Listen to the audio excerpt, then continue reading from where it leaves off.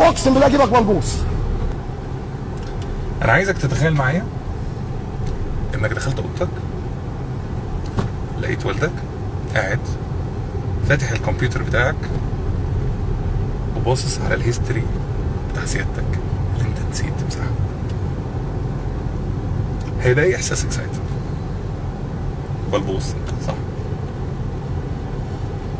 المشكلة انك في الدنيا تقدر تمسح الهيستوري بتاع الكمبيوتر بتاعك بسهولة ومحدش يعرف انت بتعمل ايه، لكن في الاخرة الهيستوري بتاعك موجود.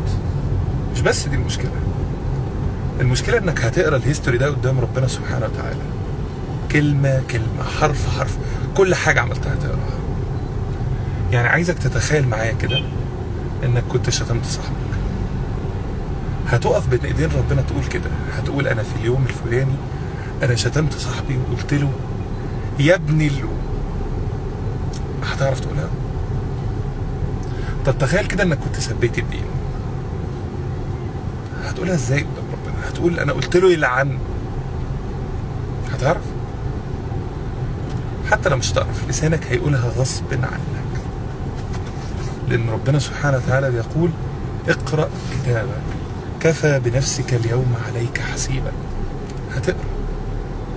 التوبة ممكن تخلي ربنا انه يسامحك ويعفو عنك، لكن في الاخر هتقرأ.